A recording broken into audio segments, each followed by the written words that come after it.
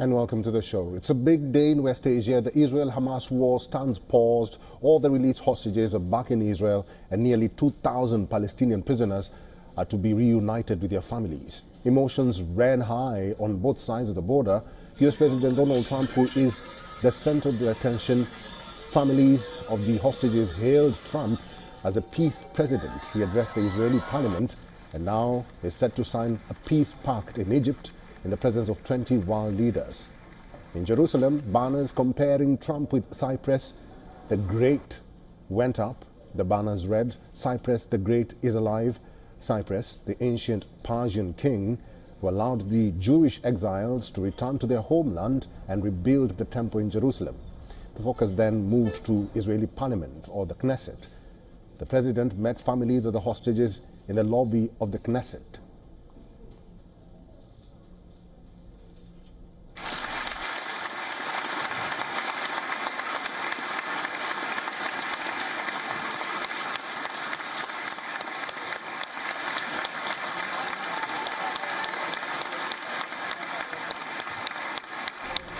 As he entered the parliament chamber, a 2.5 minute long standing ovation awaited him. In an hour-long speech, the president touched upon various issues. He started the address saying the end of the age of terrorism is over and that faith and hope have a new beginning.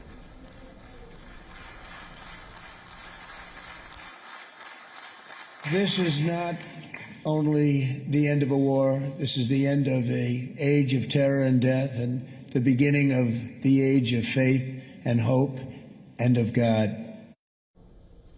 Trump's speech was not all smooth sailing. A lawmaker raised slogans holding up a placard that said, "Recognize Palestine."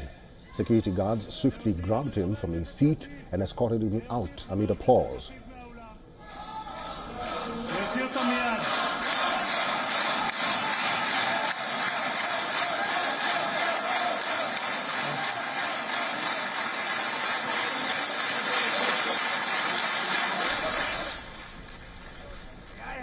Trump showered praise on Israeli Prime Minister Benjamin Netanyahu. He called him a man of patriotism and courage, even as there was no missing occasional jibe. And he is not easy, I want to tell you. He's not the easiest guy to deal with, but that's what makes him great. Trump is in Egypt right now, where he will attend Middle East peace ceremony in Sharm el-Sheikh. Guarantors of the deal have assembled to solidify the backing. French President Emmanuel Macron, UK Prime Minister Keir Starmer, Turkish President Erdogan, Qatar's Emir Sheikh Tamim, Palestinian President Mahmoud Abbas are present at the event. Heads of state of Canada and Italy are also in Sharm el-Sheikh. Most conspicuously, both the Israeli Prime Minister and Hamas representatives will not be present at the event. Netanyahu was slated to attend, but his office said he will not fly to Egypt due to a Jewish holiday. Donald Trump is pitching this peace deal as a major achievement. He claims to be delivering on the peace that he has been promising since his 2024 campaign. There is no refusing the fact that the US president has bagged a point or a big point in his peace push. And like I mentioned, President Trump is already in Egypt. As you can see there, he's disembarking from Air Force One, and he's supposed to head to the Gaza summit, where over 20 world leaders are waiting for him. He will chair this event alongside the Egyptian President Al-Sisi, who is there, as you can see on your screens.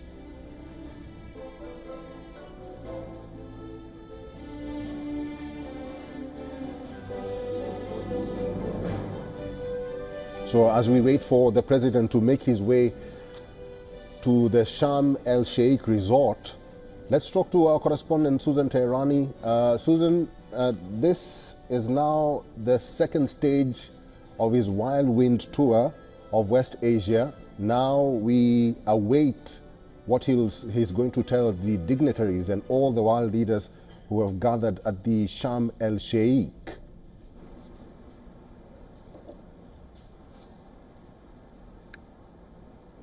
Yeah, Eric, I think it's safe to say that we really are watching history unfold. And this is something that in the last 20 some years of myself being a journalist, I haven't seen a summit like this. We've covered numerous Middle East peace summits, agreements, but this is significant. Now, regardless of what the outcome will be, we do know that there's going to be thorny issues in the next phase, notably whether or not Hamas will lay down its arms, who will control a future Palestinian state, if that's even viable, who will control Gaza, what countries will be involved. But nonetheless, the will that we are seeing right now from the international community to find a peaceful solution to the Middle East is something that has not been seen in decades. Perhaps the last glimmer of hope was that meeting between at Camp David, where President Clinton tried to broker peace with Yasser Arafat, and we saw how that